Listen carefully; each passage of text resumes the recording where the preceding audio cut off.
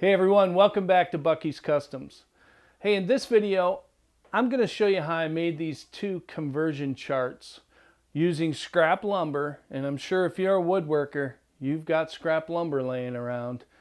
A couple of easy projects to do, how I created them in Lightburn, and used gSender to send them to our LongMill Laser. So stay with us.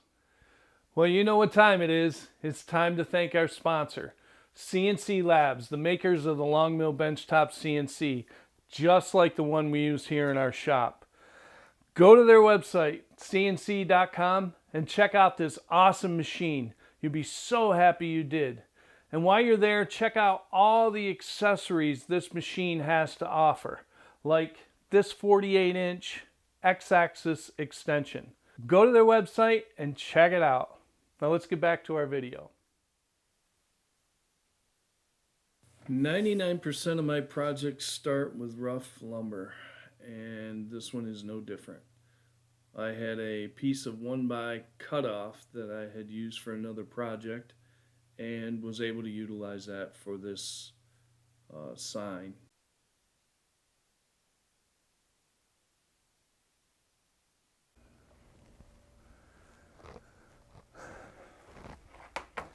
Okay, got a board. Actually, I had a cutoff, and you know, it just works out really well. I ran it through the planer or the drum sander one time, a couple times, get it nice and flat, and now we're ready to engrave on this. So let's get this thing in the mill and get our laser fired up and zeroed out and adjusted, and we'll see how long this thing takes.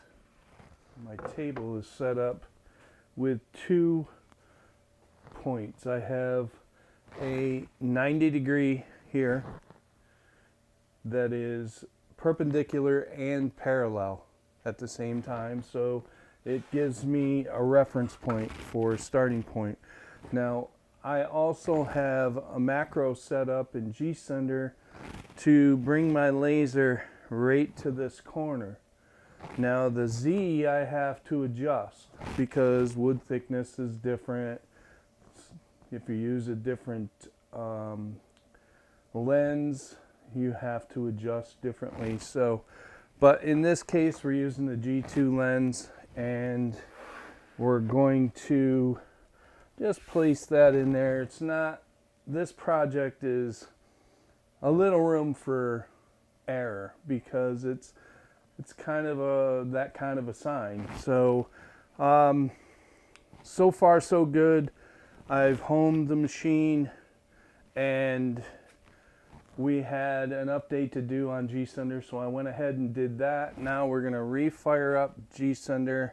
Right now we got gSender fired up, and I do have this handy little RII Mini i8, and I've got it set up so if I just hit OK, it does a home sequence. And this basically is a keyboard.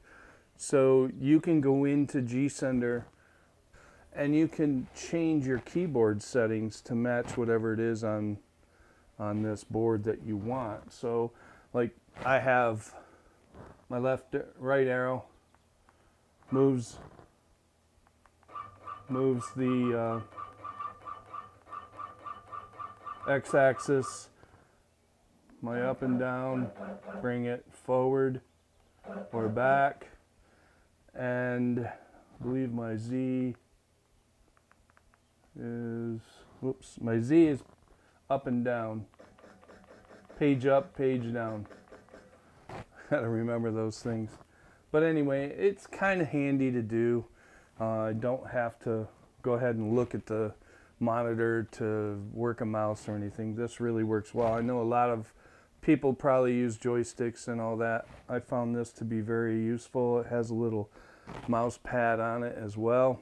So anyway, let's get our laser brought down here. But first, what I want to do is I want to go to our settings, our workspace settings, and I want to go to G5, or excuse me, P5, and I want to go to my Y axis, and what that's going to do is that brings this forward.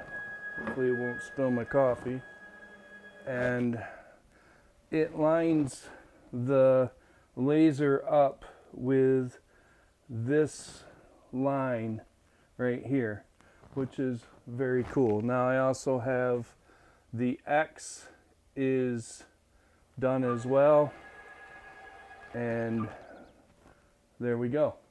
So now my X and Y is already zeroed here. I don't have to mess with it with my laser. It's already in place, and the only thing I have to do now is I have to do my Z. One of the reasons why I wanted to go with the laser on my 48-inch is because this Z gantry still has the belt on top. The MK2 doesn't. I could still reach in the MK2 and turn it if I need to, but I really like this feature to be able to hand screw the Z axis to fine tune it. It's just much quicker for me than to go up and change the precise and bop, bop, bop, bop and all that. I can just screw it down with one hand and hold this in with the other, and you'll see that here. This is how I focus my machine. I push this wood right out of the way. I take it right out of the way, and I focus it on my wasteboard. It's a wasteboard. I don't really care if I put little tings in it or whatever. So now what I'm going to do is I'm going to go over here, and I'm going to put this on rapid motion so that I could move this over to my wasteboard. Okay? And now what we're going to do is I'm going to adjust my focus height on my laser to my wasteboard. And that is about it right there. Then we're going to go to the turn our laser on, which unfortunately won't turn on because I have to reset it. Whenever you shut the power off, we lost power here over the weekend, this past weekend, and I haven't used a laser since then. And whenever you shut the power off to that, you have to reset it or it won't come on. Nice little fail-safe. Okay, so that's all set. Now what we're going to do is we're going to go to my laptop here and gSender, and I'm going to click on my spindle laser, and I'm going to do a test.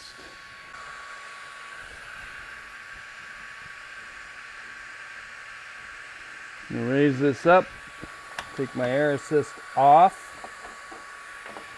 so that I can see the laser. Okay, and then we're going to drop this down again, and use our focus ring as a starting point. Then we're going to start turning our laser on. We're going to turn this so that it adjusts to a very fine point, and we did that. Turn our laser off so it doesn't keep burning, and that is really good right there. I'm gonna go up. That's all focused in now to the table. So what I need to do is use my focus adjustment, or my height adjustment scale on top of the board. Put the air assist back on, screw that down, close that in. We're going to go back to X. We are already on Y. And we're going to grab our focus scale. We're going to go back down and do this all over again. I think I was just too close to my extents. Then we'll re-zero the Z, and we're good there. And now we need smoke evacuation. Okay, what we're going to do now is I'm going to open up Lightburn, and we're going to create this file, this G-code that I need in order for my laser to carve this board. So first things first, we're going to call this save as, well, there you go. We're going to call it kitchen chart. Let's see, I've already done all this, obviously. I'm just going to call this 1 so I don't change that one. Okay, so kitchen chart 1.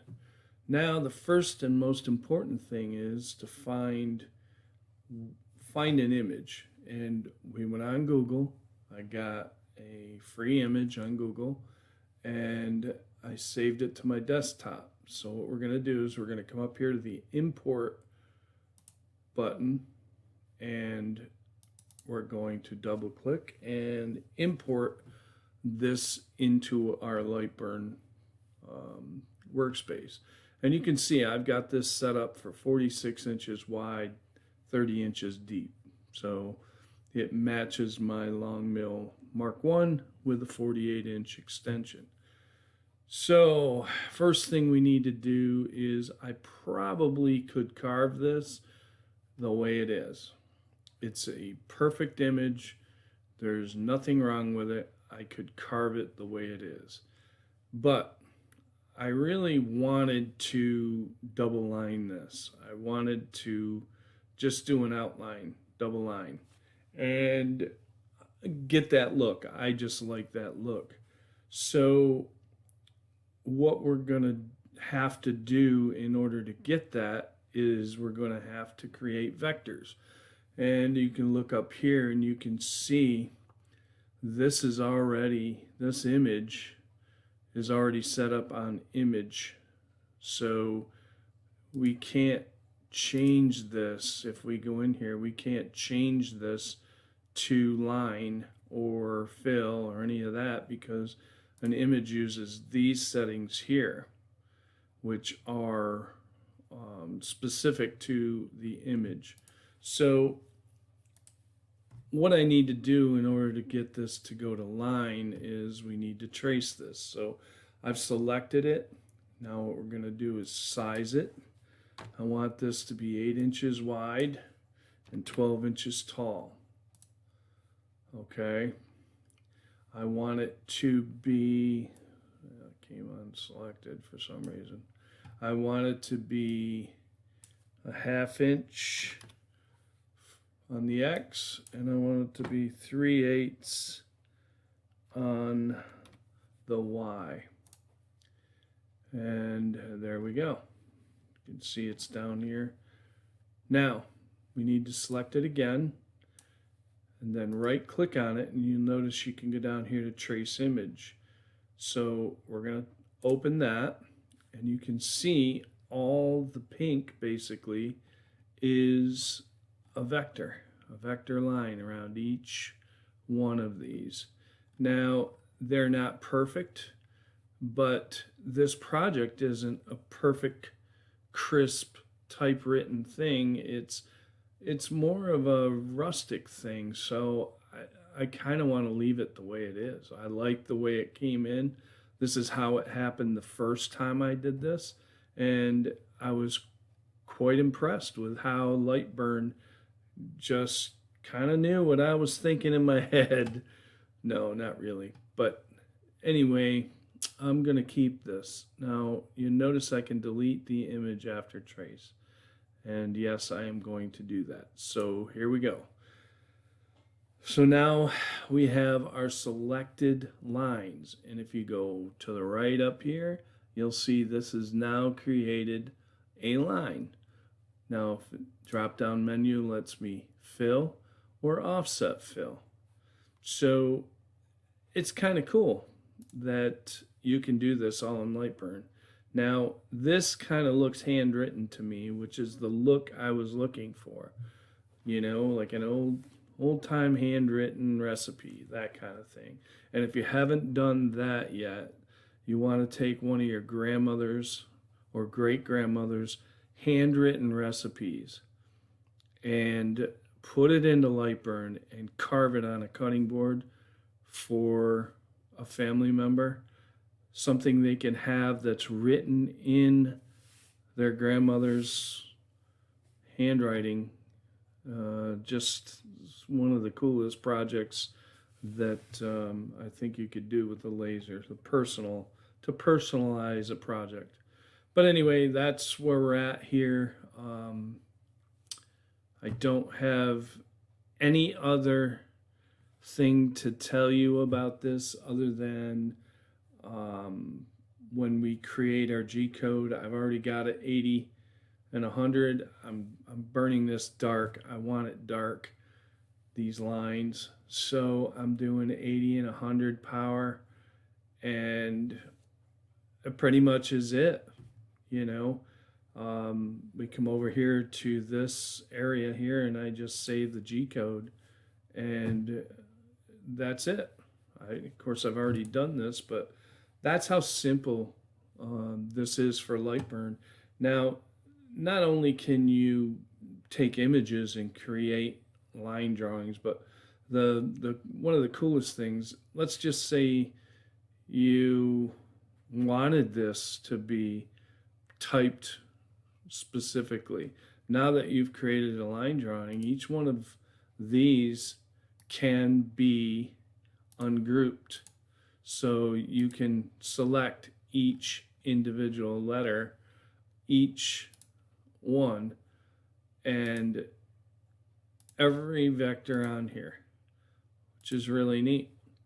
You can take this out if you want. You can brush it up a little bit, fix it, add things to it. If you want to change take the conversions chart out or whatever.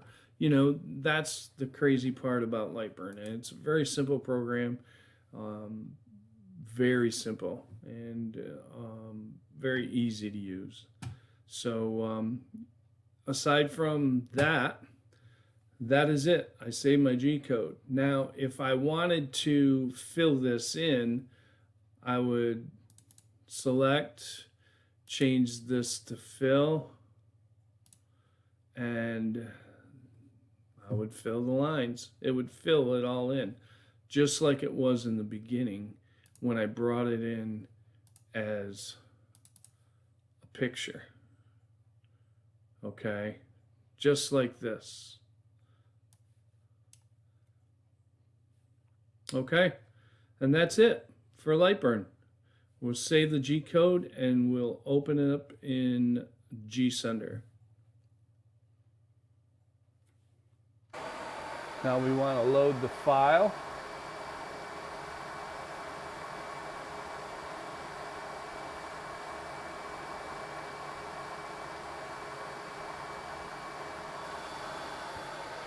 And there we go. We'll load the file. We've got everything turned on. The laser's on, our dust collection's on. I'm going to move my coffee to the front, and we are going to run this program and see what happens.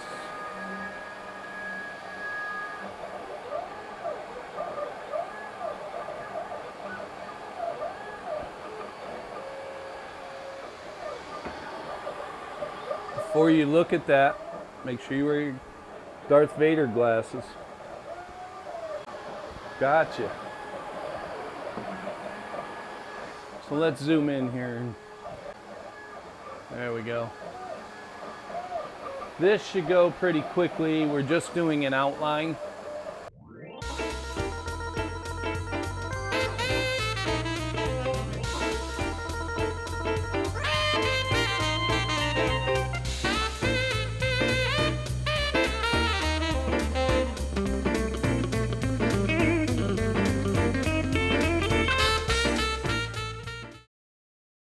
I'm going to shut things down here so we don't have to listen to everything that's happening there. I'm going to go ahead and home my machine to move it back. I'm not going to take this out of the machine. I don't want to move it in any way. I want to check it out, see if I like it. All I did was an outline. I really want to check it out and make sure that it's something that I want to keep as an outline. As you can see, is that something I want to keep? Not really sure. I kind of like it as an outline, and I think the reason, one of the biggest reasons, is this is something that looks like handwriting, you know what I mean? If I fill it in, it's probably not going to have that effect. I think what I'll do is it's going to take about an hour to do the fill in. So I think I'll do that on a separate board, and I'll show you the difference between the two. That's what I'll do now. Let me get another board set up, and we'll start carving with the fill. I've put another board in there. We're going to load a different file.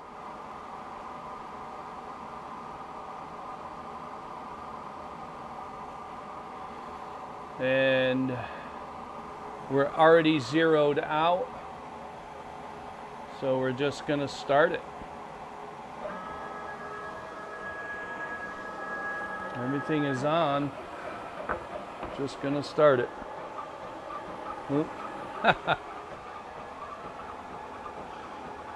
I'm going to stop it and turn the laser on. And then I'm going to start the job again. And don't forget to wear your glasses. If you're going to watch this thing, wear your glasses. You can definitely see how bright it is. I like to lower this.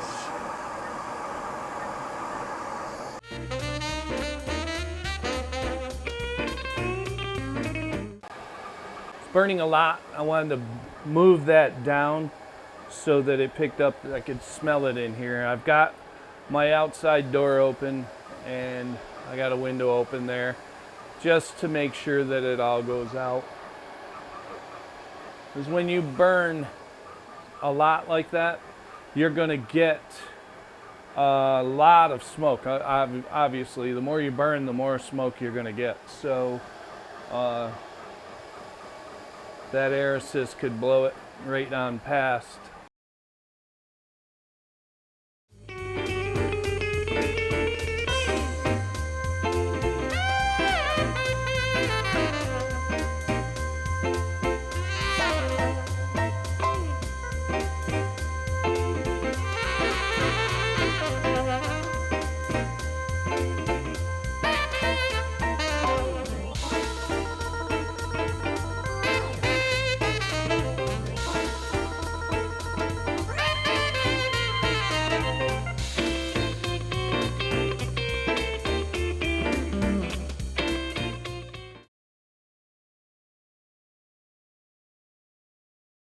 This said 3 hours this ran. Now I have to trim the wood, but I really like the way this one came out. Nice and dark. So I really like that. And when I finish it, you'll see how that come out. Now this is just the single line. So I kind of like them both. I'm going to do them both and put a finish on them, and we'll see how that goes. Okay, so we're finished, and I went ahead and put a finish on both of the pieces that I made and cleaned them up, put a finish on it, and I did 2 different finishes. I put a clear on one and I whitewashed the other one. And this is what I came up with. Now, I kind of like them both, quite honestly. I mean, They're two different looks for sure, but I'm sure I'll find a home for both of them. But I think they came out pretty good. I'm very happy with how they came out. Some of the most fun that I have here in the shop is finishing. You know, getting to that end product where you can, you know, yeah, sanding's a pain in the butt, but you still got to do it. And you put a finish on it, it just brings everything to life. And, you know, there's a couple of different tastes here, I guess, but I think it came out pretty good. So, hey, I'm glad you stuck around to the end. I really appreciate it. If you haven't subscribed to this channel, please go ahead and click that subscribe button and go ahead and ring the bell. You'll get notified by YouTube when I post again. I really appreciate everyone watching. Thank you so much. Be safe out there.